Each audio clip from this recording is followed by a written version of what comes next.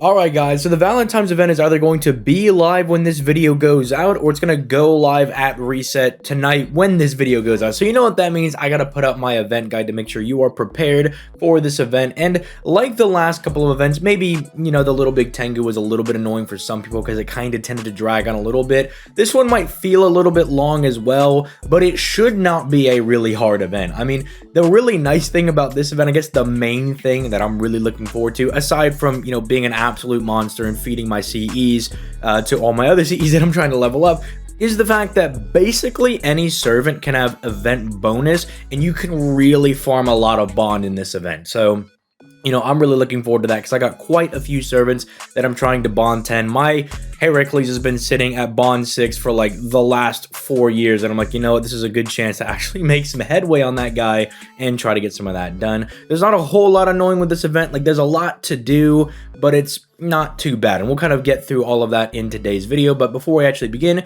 if you have not already, make sure you leave a like on the video and you subscribe to the channel for daily FGO content. Also, make sure you peep those links down in the description down below, namely that Twitch link that is down there, because I'm going to be streaming today when this should be going up on Monday, and I stream every weekday at 6 p.m. Eastern Standard Time, so make sure you come out to that stream. We'll probably be playing this event depending on when this video actually goes live. But yeah, let's go and start talking about the event. And yeah, the first main thing, the thing that I absolutely love about this event, is that as long as you've got like your Valentine CE, as long as you got that, you're going to be getting a little bit of a special damage mod buff, but you're going to be getting 30% extra bond on that servant. And that's just really nice, because what usually we get about 20% bond on an event. So this is going to be a really good chance if you've got that one servant, maybe they've got like 100,000 bond left to go, right, before you get them to bond 10 or something. This is a really nice event to kind of push forward with that and to try and get them done, right? Again, keep in mind, if you got like a bunch of servants that are just laying right at like bond 7, bond 8, bond 9, that's a couple of Saint Quartz you could try to go ahead and scoop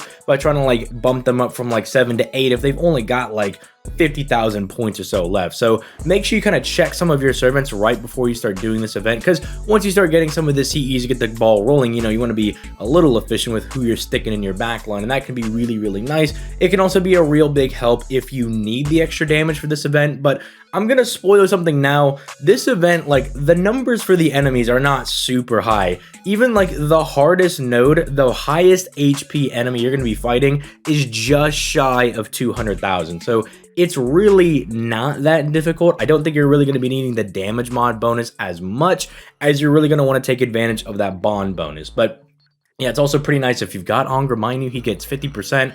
That's another servant that I need to get to bond 10 so I can do his interlude, because I have no idea why DW thought that was a good idea. Hopefully Lasengo, now that they've taken over, never does anything like that, because I'm like, dude, I can't even do, like, it's the one interlude or like rank up I can't do because I gotta get him to bond 10. It's so annoying. But yeah, if you got Ongra Mine, you take this chance to like try and, you know, plus these together and give him like 80% bond, right?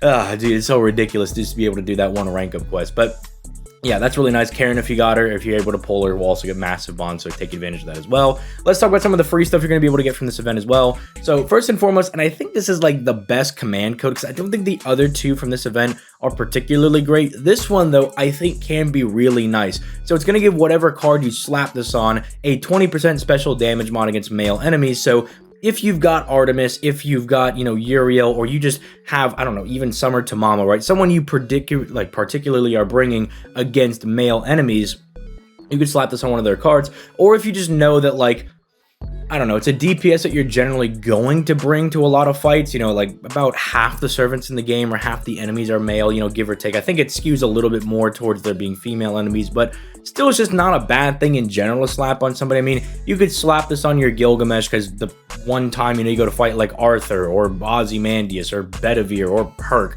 whoever, right? Whenever he encounters those people, he'll get a little bit of extra damage, right? It's just kind of a nice command code in general, as opposed to the other two. Like, this one is nice, you know, like it removes one of your defensive debuffs, but like it feels like really specific. Like, I'd rather it just be like, oh, just remove like a defensive demerit off of yourself, right? Just in general, not just specifically defense. I guess a lot of bosses do kind of like to do just general attack and defense lowering. Like, you will see it, and then the 200 HP, I guess, is nice, but it's, I don't know, it's a little too specific for my liking. I mean, I'm sure you could get some value out of it, but there's definitely better command codes to be equipping to your servants. And then this one over here, it's like, you know, you slap it on an arts card, because if you don't slap it on an arts card, it really doesn't have an effect. But you're able to kind of do the opposite thing, where instead of cleansing yourself, you remove an attack and defensive buff from the enemy when you attack. This one I actually think can get some value, right? Because it's not uncommon for bosses to have like an attack or a defensive buff. Like whenever they break bar, they get like a 20% attack buff, or for them to have a charisma or some defensive skill, right? But the problem that I found is that I don't know if you'll really get the defense one all that often, because whenever bosses get like a defensive buff, like specifically defense, it's usually unremovable. The attack one, I think you'll see this a lot, but is it just me, or is it like every time a boss gives themselves like, oh, I'm going to give myself 30% defense for the rest of this fight, it's like an unremovable buff that they give themselves? I don't know. I think you could see a little more use in this one than you will with this one over here, just because I think it's more common for a boss to buff their attack than for them to debuff you with defense. But still, I think this one's absolutely great. Like, I think this is just a good one that you could just kind of slap on pretty much any servant, or you could really take advantage of that anti-mail mod and put it on like your Yugioh or your Tomalancer or something along those lines. But then we also have the free-to-play CE, which is going to be nice.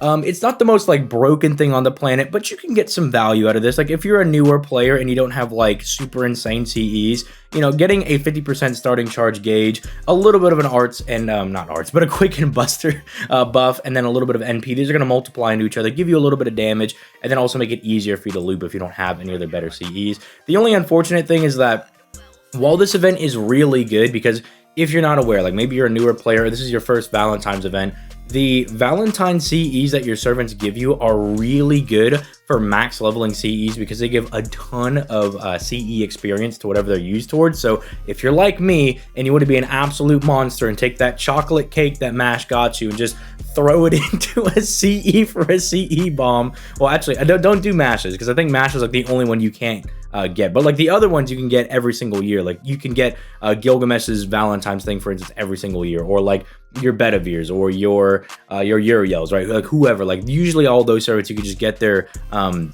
Valentine CEs every year. Don't do mashes though. I think mash is like the one that you can't get a copy back of like every event. But they're really going to throw into there. And unfortunately, the point I'm getting to is that this is a split CE. Typically, you want to go for like maxing out CEs that you know you're really going to be using, that can give you like really big attack. Like maxing, if you, well, I mean, if you have a kaleidoscope, maxing it out is really good because it's a 2k attack CE.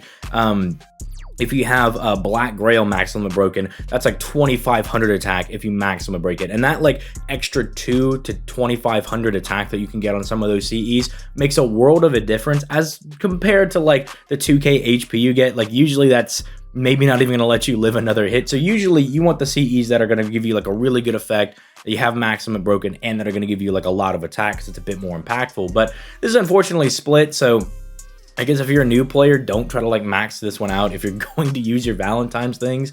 But yeah, other than that, I think it's like just a solid CE that you can use. It'll make event farming kind of nice because you're starting with that 50% gauge if you maximum break it, or even 30% can be really nice, especially for really the only annoying note here. And this is the one that I was talking about earlier, where the enemies don't even really eclipse 200,000 HP. You should be able to do this without like any damage mods required at all.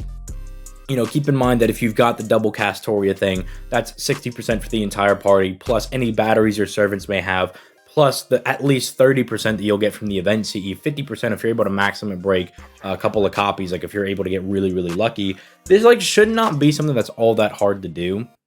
But even then, if you do, like you could just go back down and just farm some of the other ones, because all the other ones are normal nodes. But even this, it's like I'm personally just like, I might just try to like have like Saber just do it for me, right? Because Saber, keep in mind, if you have her, like refunds her NP on her NP despite being a busted servant. It's just her overcharge effect. And so I'm like, I might just do something like that, just have like some random Joe Schmo take out the first node. I don't know, maybe Medeus, I don't know, give her the special damage mods, let her poke that guy, and then just have Artoria mop up the other two nodes, something along those lines. You know, it's not the most like terrible 112 node we've ever gotten, and I imagine a lot of people can try to make it work. Even if you could do like a 4-turn setup, I think it's still kind of worth it because you get all of the materials here, right? Like you're going to be working on the point ladder and you're going to be getting all of the event materials here as well. So I think it's at least, you know, worth a try to make it work, you know, if you're having trouble and you have like a very specific box, because I try not to give like just general, oh, here's what you could do, because I know everybody's got a different box. I have a Discord in the description down below if you want to like post your box there and like, hey, what should I use for the final node? We can definitely help you out, like barring like what CEs and everything that you have. Although I'm assuming it'll be pretty general for this one, because again, like it's very like Valentine's is always supposed to be kind of like just a chill event to kind of like hang out, get to know your servants a little bit better. That's why we're getting like the 30% extra bond. So like I imagine most people should be able to clear this as long as you're kind of just steered in the right direction, as long as you have like a couple of decent guys on your account that have like a battery or something, you should be able to get it done. Then moving forward, what is this? Oh yeah. I was like, why did I have this tab open? I have this open just to kind of show like when we might be getting this really good node, just in case anybody's curious. So this is the JP event right here, and it came out on the 16th. And the event on JP started on the 10th. So just expect it to drop about a week into the event. We'll get like the really good super optimal node. I know a lot of people are curious about that, like myself included, because I don't really like to start hitting the ground running on the event until we at least start seeing like these gold apple nodes, because typically like, when you start seeing these ones, these are the ones that are typically the ones that are better to farm, right? Like once you start seeing the ones that give the gold apples as rewards, as opposed to like, see how these ones give like silver, they're typically not as good to farm. And so I don't like typically wasting apples on those ones. So yeah, if you're curious about that, about 6 days into the event, it should drop. We also have a very interesting style of quest over here. So you see like a whole bunch of just bungliest enemies over here, right? Basically, the whole gimmick for this is you're just trying to take out as many people as possible. It only lasts for 3 turns. As soon as you take somebody out, another person replaces them. So like, if you have one AoE NP ready to go and you fire it, you take them all out, all these guys will come in. The second AoE NP will take the next guys out. Like you could just keep, you know, firing your like AoEs theoretically and just take out as many people as possible. That's kind of just the whole point for this. You get a little bit of extra of the event ladder currency, you get some QP, which is kind of nice. But yeah, really the point is that like, you know, if you aren't able to do like, again, like a super insane, super optimal, I took everybody out strategy, right? Like if you're not able to do something like that, don't fret, just try to take out as many people as possible and get these free rewards, because there's quite a lot of them. Like you'll be able to do quite a few of these. So don't fret, don't stress out too much. Just take out as many people as you can. AoE MP is pretty good, because again, look how like weak these guys are. Like the strongest person's the very last dude, and like if you're not gonna make it this far, don't tailor your party to doing this. Like if you think, oh yeah, I can like get down to like this person, and you'll be absolutely fine, because like that's not even that big at all. Just bring your archers and just absolutely mop this guy up, right? And then here's the event ladder. I mean, this is just this is just to show that yeah, we got some like pretty nice rewards. There's QP, you get a lore. These right here, if anybody's wondering what these are like how you exchange for the Valentine CEs. So yeah, you're going to want to use these to exchange for those CEs to get those bond and that max damage that you can like slap onto your people, or again, be a monster like me and feed those Valentine CEs into other CEs so you can get max leveled CE stuff, bro. You know, I'm just saying, I got a level 77 Black Grail right now, and I'm really excited to get that bad boy all the way up to level 100, all right? Am I a little bit of a monster? Maybe, but you know, will my servants thank me when they're doing like infinitely more damage? Probably, but they'll still be really sad that they're like, hey, I made you this chocolate cake, and I was like, cool, in the Black Grail it goes. And then finally, I think the thing that most people are going to care about is the Karen rate up. I'm going to make a separate video kind of talking about everybody here, because I know there's going to be some people that are going to be like, oh, but I really want to roll for Quetzalcoatl, or I really want to roll for John or Tamamo, right? I know there's going to be some people, because I've seen some people pop up in stream. I've seen a couple of comments here and there of people being like, oh, dude, I can't wait to try to summon for some of the servants that are going to come back. So I'll just do like a dedicated video kind of talking about like, okay, if you are going to summon, or if like you're thinking like, hey, I got some extra Saint Quartz, and you know, maybe you're more of a dolphin, maybe you're more of a whale, and you're willing to like, you know, go hard on this banner, keeping in mind that like Morgan may be right around the corner with all the other Lost Belt 6 people, I'll just do a dedicated video just for those people that are planning on summoning on just somebody here. I'll just give like a dedicated like, all right, this person's worth summoning for, probably don't summon on this person's worth summoning for, blah blah blah blah blah blah blah. Although I would just highly advise you don't summon on anybody, because again, like with them being like the countdown for Lost Belt 6 ends on March 22nd, it's like the Lost Belt 6 people might be dropping at the end of next month. And let me tell you, a lot of those guys, in fact, everyone that's going to drop there is pretty much better than everybody here. Like Morgan's insane, Melusine insane, Oberon, if you know they want to drop him before anniversary, he'll be also really, really insane. But Karen is kind of like worth going for. If you haven't watched the video that I did for her, I did a dedicated video kind of talking about her. Really, really good. She can kind of like brute force her way through farming nodes, if you're kind of curious if she can do that, because she just gives herself so much NP. She like steals NP every single turn, has 2 batteries, 50% in total from that. I can get like 20% every single turn on her first skill. So like she can like kind of brute force her way through farming, but I think she's one of those servants that if you want to use her in more difficult content, I think she really shines there, because she's got so many tools that you're not going to be able to really use if you're just using her for straight up farming, but that like really are nice if you want to use her in more difficult content. Plus that ruler class is really nice in those hard quests, because you know, it just makes you really thick. But yeah, with all that being said, should not be too hard of an event. Kind of just take it at your own pace. Again, keep in mind about a week into the event is when you might want to really start hitting the ground running, but just, you know, kind of usual start of event stuff. Use your natural AP, kind of catch up, or not catch up, but let's kind of keep pace with the event. Don't fall behind like I do. Like I usually am really good about using natural AP for like a couple of days, and then I forget to play for 3 days, and then or like I get stuck playing on JP, right? It's probably more accurate to say like, I'll be like, oh yeah, we kept logging into JP and really started playing that a lot, and then I get distracted and just always forget to play NA. Don't be me, don't get distracted. But yeah, with all that being said, I'm gonna go ahead and get out of here. You guys have yourselves a nice day. Peace, like guys.